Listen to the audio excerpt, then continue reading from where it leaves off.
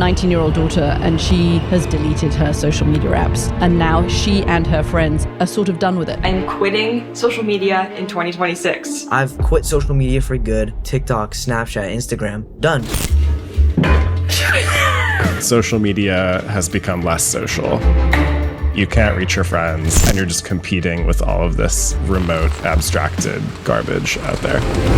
The single greatest biomarker in the world may be attention. In 2025, about half of Americans reduced their social media use because they were experiencing a lack of focus, boredom, and fatigue. I decided to just delete social media for a whole week and kind of just see what happens. There's a sense of clarity that you get when you take a step away from the compulsive checking. Limiting social media use led to reports of people improving their sleep, mood, and overall well-being. Since quitting, I've learned to fill my time with more productive things. It honestly made me feel young again. If you stop scrolling, time goes slower. I don't know how, but it does. To test this myself, I decided to do a 7-day social media fast because I wanted to observe its effects on my mental and physical health. By the end of the week, I uncovered something that triggered one of the single biggest lifestyle changes I've ever made. It had been sitting right under my nose this entire time, slowly killing me for years.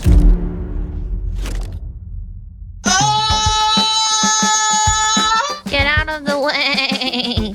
Oh. Social media, love it, hate it, despise it. It's the heartbeat of the world. Yeah, bro, it's not starting. You reckon you put the bullet? Look at it! It's complicated. It's a teeny bit beautiful, mostly ugly. But there's probably like a rare exception where you find a piece of content, like a Bryan Johnson piece of content. You're like, that was good. You guys, I am on your team. Like, I feel good about that, but 99% of the time, I think it's our modern day pollution. And so I became a heavy social media user because it was the way we communicated with the world. 3, 2, 1, action. Hell if I know. I'm not Antonio. I'm Bryan Johnson. We're trying to be useful in that person's life, but then also the medium I choose to build this project is the medium that creates the corrosive damage I endure. I think it's getting to a point where I should test the waters on where am I at with my mental health relative to my social media usage.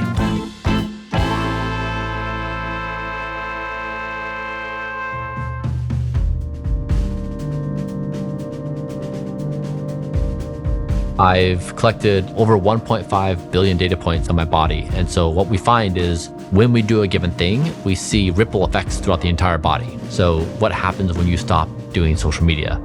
We thought it'd be a really nice rubber band experiment of like, you take off the pressure, where does it go? Like a fast, you can't just nibble on food and snack on food. You have to turn it off. Otherwise, one, it's not a fast if you're eating some food, but two is it's too hard to do something in moderation. And also, if you're trying to achieve the benefits, there's a certain amount of time you need to be away from something. And so it's not like you fast from social media for 5 minutes and you feel the effects. It's gotta be a certain length of time for the body to decompress itself. Otherwise, I may not even feel its absence. I made 2 rules. 1, all social media banned. Nothing was acceptable. And then number 2 was the things I could do would be audiobooks and podcasts. So long form conversations where I could put my headphones in and then as I work out or doing various activities, I could settle into a deep conversation or a deep book. Okay. Let's give it a go. We can try it.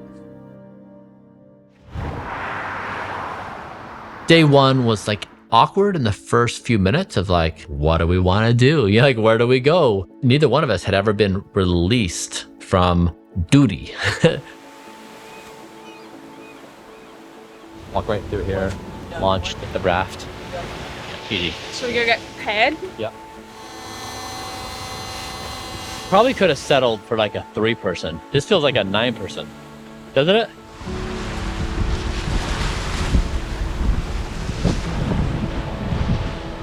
When the waves crash, we've got to go fast.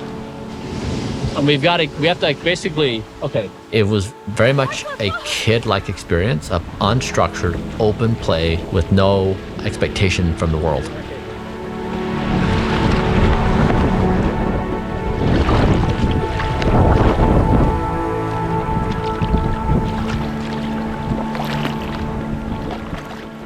By day 7, I never wanted to be on social media again. It was like, you see it for all its toxicity. I noticed more things around me. I noticed more of my own thoughts. I was aware of my own emotions. It just reminds you of like how you've become blind to so many essential things in life.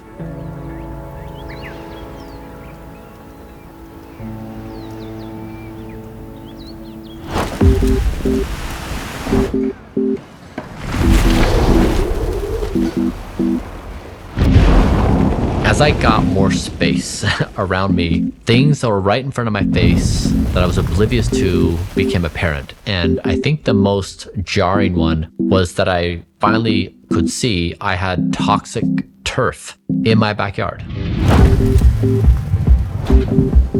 I'm not sure if it was exactly that fast, but it happened in a very similar time frame. So I have to wonder, did the fast allow me to see and take stock of some obvious things I just was missing because it consumed so much of my attention? I've spent millions of dollars trying to not die, and this whole time I've had toxic turf in my backyard. There is no easy answer with social media. It's legitimately a necessity for people to feel like they're part of a community. But if somebody watches me, I don't want to be a negative presence in their life. So if it's positive, great. If it's negative, turn me off. We're going to make this a non-toxic space and document the whole thing. I'm hoping the grass is greener on the other side and not made of tires.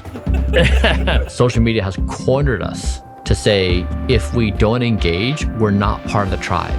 That's not true. You too do not need to be in this punishing position. It is safe for your nervous system to disengage, and you can be more alive and not be run by the algorithm.